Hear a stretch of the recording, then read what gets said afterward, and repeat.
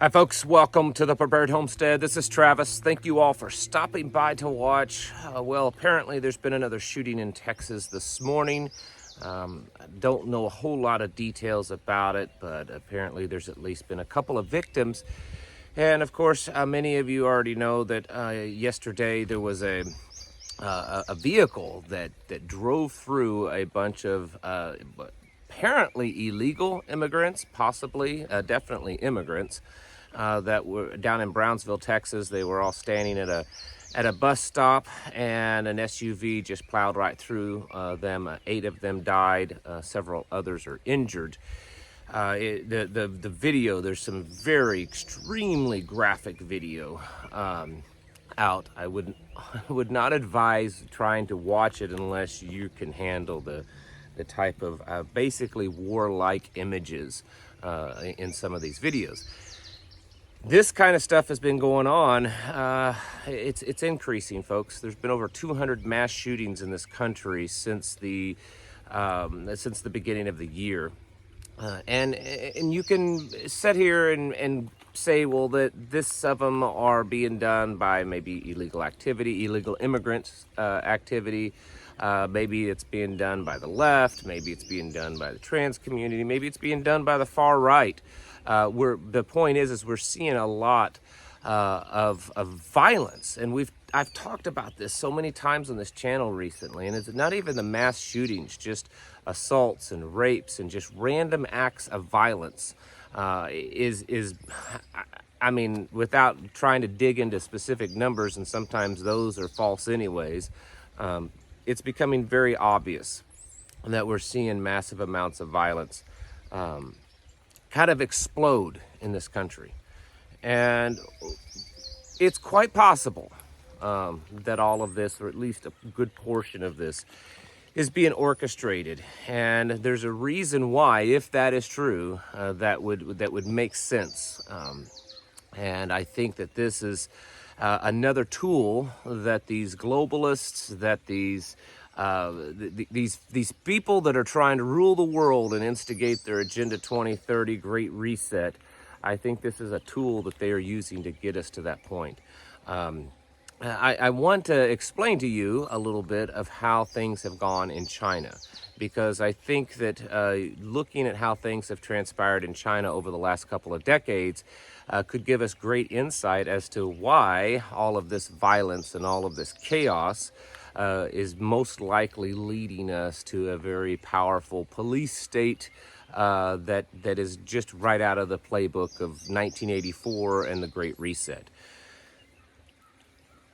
Back in 2008, 2009, or something like that, around that time period in China, we started to see an uptick in violence in China. Now, of course, reporting out of China is sparse. It's hard to get accurate information. I know you all know that. But based on what we can tell, there was a lot of kind of terroristic attacks, mass shootings, running people over with vehicles. That seemed to be the best way. It is hard to get a firearm in China, so there wasn't as many of those, but there was certainly assaults, random stabbings, vehicles plowing into people, and just violence. A lot of this China state claimed had to do with the Uyghur group of people, which, if you're not familiar, they are the Muslims, that group of Muslims in China. And because of this sectarian style violence and the increase of chaos in the streets of China, there became this swell of sentiment pushed by the state and the media to have more control over the people. Xi Jinping came into power in 2012, and one of the things that he pushed and that got him into power is that they were going to lock down this stuff. They were going to stop this. They were going to make the streets safe for Chinese citizens. They were going to end all of this chaos and this violence. And that is what really spurred the massive police state tactics that are used in China. Now, they did exist before then. I understand that. But all this facial recognition, the the social credit systems, the where you can't do anything without having a decent social credit score, where there's the 15-minute cities.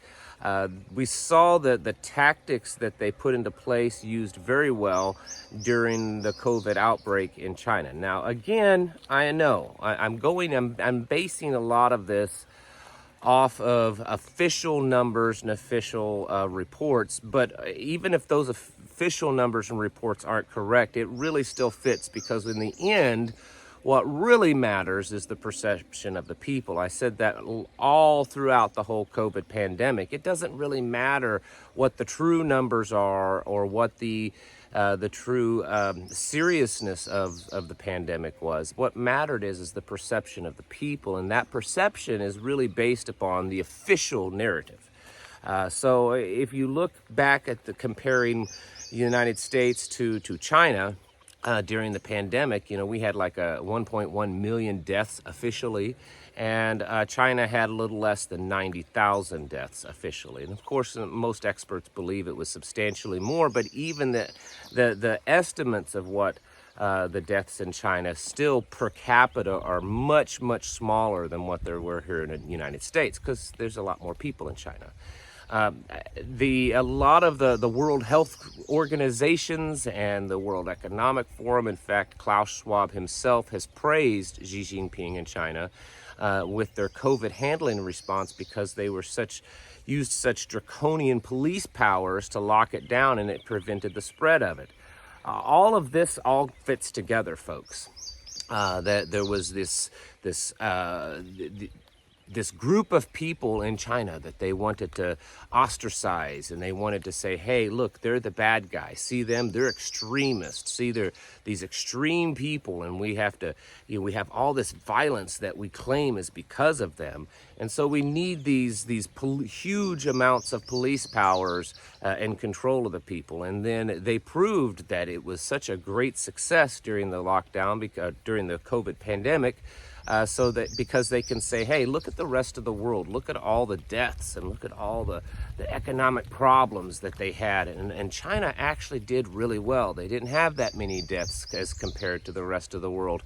And their GDP actually grew during that time period. This is a very good example, I think, of what we're seeing happen here in the United States. The COVID lockdowns and the COVID style stuff didn't really work so well here in the United States. Because we have this thing called freedom, and it just didn't work well with their World Economic Forum style of control. And so we can look back officially and say, wow, we lost more per capita than just about anywhere else. It hurt us financially because people were fighting against the logical reasoning of locking people down and controlling them. All this freedom and this liberty just got into the way. And now we're starting to see an uptick of violence, and we're seeing it all from supposedly extreme factors of society, whether it's illegals and gangs and drugs and patriotic, right-wing extremists. And I think that we're seeing a case being built that at some point America, and I think it's getting close, because I'm starting to notice a difference of tone in people in comment sections on things like Twitter, of how they're actually starting to really get afraid, and they're having enough of seeing all this violence. And at what point will the government step in and say, we've got a fix for this? But it's not going to be fun, but it's going to be safe, and it's going to cost you some of your freedom. You're going to have to do more of the facial recognition, the digital ID, and the digital currency, and the social credit scores, and the 15-minute cities, and and permission just to leave your neighborhood, and we're going to broadcast, that this person, they're a bad person, and really ostracize the outsiders, the people that are going against the government. And you know how these things work. It's not going to be that they're going to ostracize the actual criminal element, because they want the criminal element. That the criminal element creates the case for their cause. They want to ostracize the people that are against their cause. And that's going to be folks like you and I. I personally believe that all of this chaos and this violence that we're seeing, and it is a massive uptick to the point that mass shootings are happening just about on a daily basis, whereas just a few years ago, you would see one every few months, maybe, if that. And now they're happening on almost a daily basis, and other acts of just horrific violence. People dying in the streets, people, we're constantly seeing images of criminals running into a building and robbing it and stealing things and assaulting people. Mental illness, drugs, other things like that are rampant in this country. I have said many times, and many others have said the same thing, how these people work is they want to create lots of chaos. They want to create lots of violence, lots of fear, because they're going to offer you the solution. It's the Hegelian dialect. It's basically the motto of the Freemasons, is to create this order out of chaos that they created. And I think that's what we're seeing. I think we're starting to see it come to a head. And at the rate that it's going, I don't think we're too far away from the solution for this problem that they will present. So I would be watchful of over the next weeks and months of how many things that they propose as solutions. Now, of course, America, it's different because we have this Constitution, and they want to at least give the appearance that they respect it and give the appearance that the Constitution still applies. But in their hearts, they know that it doesn't apply, and they couldn't care less about it. So they're going to dance around it, and they're going to make it look like we're trying to work around and work with the Constitution and the Bill of Rights. But in the end, it's been said that it's just a you-know-what piece of paper. And that's really how they feel about it. They couldn't care less of what the Constitution says or any of the Bill of Rights. In the end, they're going to do what they want. And that's part of this globalist Agenda 2030, Agenda 21 agenda that they're working for. That's what I think is going on. And I think we're going to see more of it. I think this massive influx of immigrants, illegal immigrants rushing across the border is just going to fit right into that. They want that to happen. That's why they haven't shut it down. There's no other logical reason why Biden and the Democratic Party has not closed down the border. They want to see the problems. They want to create the chaos. They want to create the fear.